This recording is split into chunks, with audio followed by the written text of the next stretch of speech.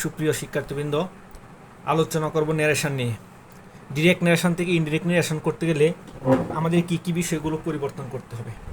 আমরা একটা ন্যারেশন আমরা করি, তাহলে বুঝতে পারবো কি কি বিষয়গুলো পরিবর্তন করতে হবে। He said to me I will give you a pen. আচ্ছা, এখানে ন্যারেশনে কি কি অংশ আছে দেখো।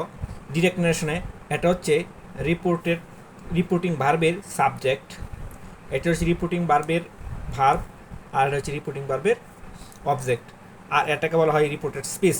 রিপোর্টেড স্পিচের সাবজেক্ট রয়েছে, এই যে ভার্ব রয়েছে, আর এখানে কি রয়েছে, অবজেক্ট হিসেবে পার্সন রয়েছে একটি ইউ, এবং এখানে একটি অ্যাডভার্ব রয়েছে।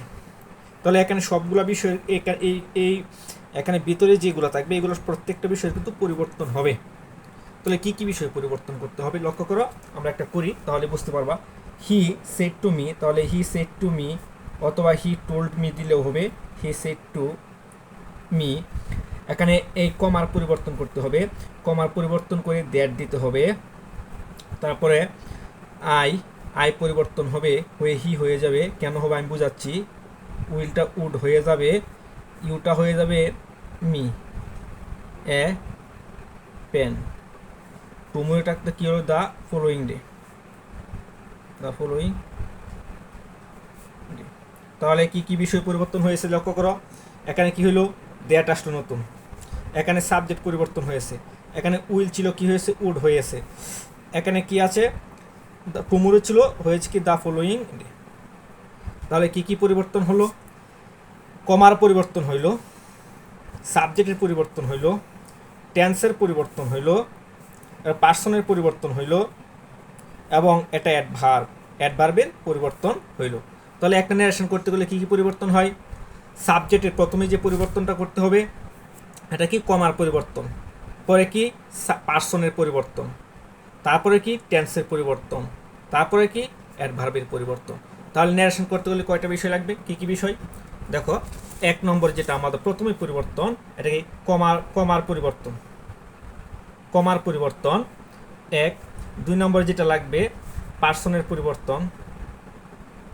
তিন নম্বর টেন্সের পরিবর্তন।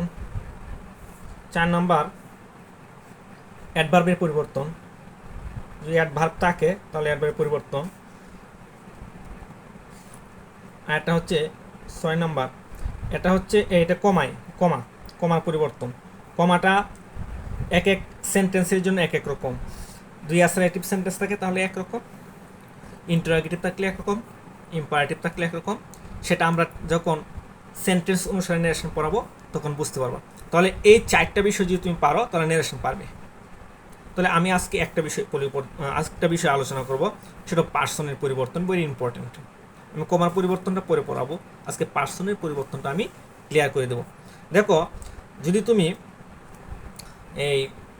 এই রিপোর্টেড স্পিচে যদি ফার্স্ট পার্সন থাকে, কোন পার্সন বলো তো, যদি ফার্স্ট পার্সন থাকে, ফার্স্ট পার্সন কোনগুলো, যেমন আই, আর কি আছে, উই, এটা হচ্ছে ফার্স্ট পার্সন।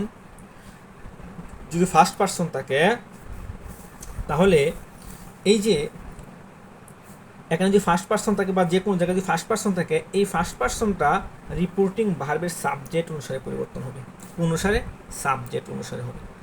আর যদি এখানে থার্ড পার্সন থাকে, নো চেঞ্জ, থার্ড পার্সন থাকলে নো চেঞ্জ। আর যদি এখানে সেকেন্ড পার্সন থাকে তাহলে অবজেক্ট অনুসারে পরিবর্তন হবে।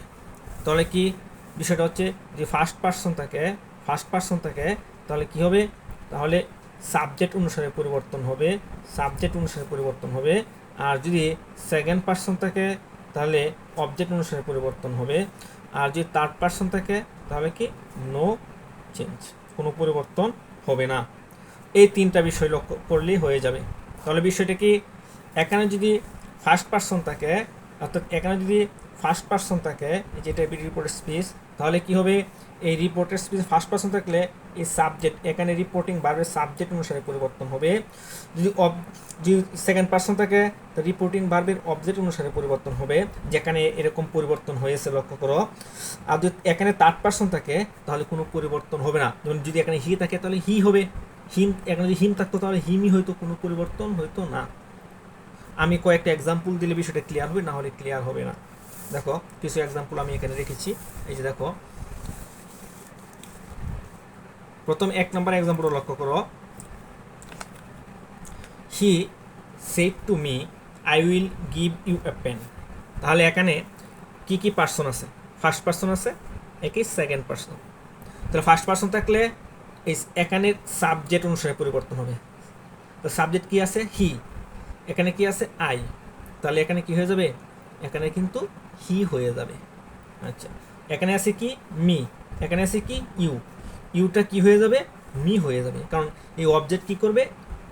এই অবজেক্টকে অনুসরণ করবে। অর্থাৎ সেকেন্ড পার্সন যদি এখানে কোথাও সেকেন্ড পার্সন থাকে, তাহলে এই যে এখানে যে অবজেক্টটা থাকবে সেই অবজেক্টকে অনুসরণ করবে।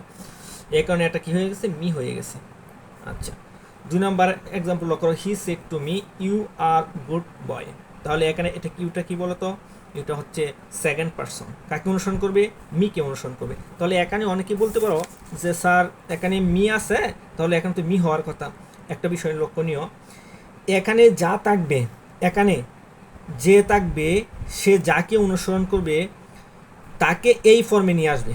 অর্থাৎ এটা ইউ কি সাবজেক্টিভ ফর্মে রয়েছে না, সে তাকে অনুসরণ করবে, অনুসরণ করে এটাকে ঠিক সাবজেক্টিভ ফর্মে নিয়ে আসবে। বিষয়টা আশা করি লক্ষ্য করতে পেরেছ। দেখো পরবর্তীতে দেখো, হি said to me he will do the work. তাহলে এখানে কোন পার্সন রয়েছে? Third person. থার্ড পার্সন থাকলে কি হবে? থার্ড পার্সনের কোনো পরিবর্তন হবে না, হি থেকে যাবে। দেখো হি রয়ে গেল। 4 নম্বর example, he said to me we are mortal. এখানে বিষয়টা হচ্ছে, এখানে আছে কি? উইয়ের ক্ষেত্রে একটা বিষয় হচ্ছে, তোমরা যদি দেখো এখানে উই কি দ্বারা দুই সমগ্র মানব জাতিকে বোঝাই, তাহলে উই হবে। আর সমগ্র মানব জাতিকে না বোঝালে দে হতে পারে বা উইও হতে পারে, কিন্তু এটা কোন ক্ষেত্রে হবে আমি একটু পরে আসতেছি। তাহলে উই দ্বারা দুই সমগ্র মানব জাতি সবাইকে যদি বোঝাই, আমি তুমি যা আছে সবাই, যে উই আর মোর্টাল মানে কি? আমরা সবাই মরণশীল, এটা মানুষ, তুমি আমি সবাই, এই জন্য এটা উই থেকে যাবে। তাহলে বিষয়টা কি হচ্ছে? উই দ্বারা মানব জাতি, সম্পূর্ণ মানব জাতিকে বোঝালে উইয়ের কোনো পরিবর্তন হবে না। তাহলে এই জন্য উই হয়ে গেছে, রয়ে গেছে। তা 5 নম্বর এক্সাম্পল লক্ষ্য করো, বলা হচ্ছে Rahim said to Karim we will be going to Dhaka. এই যে এখানে উই আছে, তাহলে উই দ্বারা কি সমগ্র মানব জাতিকে বোঝাচ্ছে কিনা? না, কারণ রহিম বলছে করিমকে যে আমরা ঢাকা যাইতে থাকবো, ঢাকা যাইতে থাকবো। তাহলে উইটাকে কিন্তু সমগ্র মানব জাতি বোঝায়নি। যারা যারা ঢাকা যাবে, হয়তো বা রহিমের বন্ধু বান্ধব অথবা রহিমের ফ্যামিলি মেম্বার, তারা মনে হয় ঢাকা যাবে। তাহলে বিষয়টা হচ্ছে এখানে উই হইতে পারে অথবা কি দে হইতে পারে। উই হবে কখন আর দে হবে কখন? দেখো, রহিম করিমকে বলেছিল আমরা কালকে ঢাকা যাইতে থাকবো। যদি রহিম আর করিম দুইজনেই এই উইয়ের মধ্যে অন্তর্ভুক্ত থাকে, তাহলে উই হবে। ধরো আমি একটা গল্প বলি, তুমি আগামীকালকে পিকনিকে যাবে তোমার স্কুল ফ্রেন্ডদের সাথে। মানে তুমি তোমার মা বাবাকে এসে বলতেছো, যে আমরা তো আগামীকালকে পিকনিকে যাইতে থাকবো। তাহলে এই যে আমরা যে উই যে বললা, উইয়ের মধ্যে কি তোমার মা বাবা আছে কি না? নাই, তুমি তোমার বন্ধু বান্ধবদের সাথে যাচ্ছ। কাজেই এই উইয়ের মাঝে তোমার মা বাবা নেই বলে, অন্তর্ভুক্ত নেই বলে এখানে উই হবে না, দে হয়ে যাবে।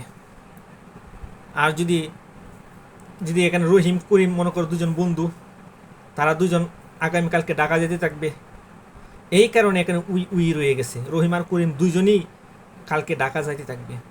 আর যদি এরকম তুমি বুঝতে পারো প্রেসিডেন্টেশন পরে যে রহিম করিমকে বলতেছে যে সে অন্য কারোর সাথে ঢাকা যাবে, তাহলে এক্ষেত্রে এখানে দে হয়ে যাবে। এখানে উই হয়েছে। পরবর্তী এক্সাম্পলটা লক্ষ্য করো, the daily star said we did not publish the news. The daily star বলেছিল আমরা এটি পাবলিশ করিনি। তাহলে উই দ্বারা যদি পত্রিকা বোঝাই, তাহলে উইটা ইট হয়ে যায়। এটাও একটা নিয়ম। যদি কম আসে, এটা সবচেয়ে বেশি আসে যে উইয়ের এই দুইটা নিয়ম। কোথায়? কত? 4 নাম্বার আর 5 নাম্বার। তাহলে the daily star said we did not publish the news, এখানে উইটা ইট হয়ে গেছে। আচ্ছা, উইয়ের বিষয়টা সম্পূর্ণ কি ক্লিয়ার হলো কিনা আমি জানি না, আসলে বিষয়টা আরেকটু আমি ক্লিয়ার করার চেষ্টা করি। যে উই সাবজেক্ট আর অবজেক্ট যে থাকবে, সাবজেক্ট আর অবজেক্ট। মনে করো he said to his mom, সে তার মমকে বলেছিল, হ্যাঁ, we will go to picnic with my friends. আচ্ছা, এ মনে করি স্কুল থেকে আইসা সে বলতেছে তার মাকে যে আমরা তো আগামীকালকে আমার বন্ধু বান্ধবের সাথে পিকনিকে যাব। তাহলে পিকনিকে যে উই উই যে আমরা যে যাবো, এখানে মম কি আছে? মম কি যাবে? যাবে না। এই কারণে এখানে উইটা হয়ে যাবে কি দে। আর যদি এরকম বলে যে মনে করো যে এক বন্ধু বন্ধু কালকে তো আমরা পিকনিকে যাব, অনেক মজা হবে, যেরকম বলে, তাহলে রহিম মনে করো set to his class friends বা ক্লাসমেট, হ্যাঁ, এরকম বললো we will go to picnic. তাহলে এ কিন্তু সেট দ্যাট এখানে দে হয়ে যাবে। আমি বোঝানোর চেষ্টা করলাম, আশা করি বুঝতে পেরেছো। যদি না বুঝতে পারো তাহলে কমেন্টে অবশ্যই জানাবে, আমি এটা আরও ক্লিয়ার করার চেষ্টা করব। পার্সনের পরিবর্তন আজকে এ পর্যন্তই। নেক্সট টাইম আমি সম্পূর্ণ বিষয়গুলো ক্লিয়ার করার চেষ্টা করব। সে পর্যন্ত সকলে ভালো থাকো। আল্লাহ হাফেজ।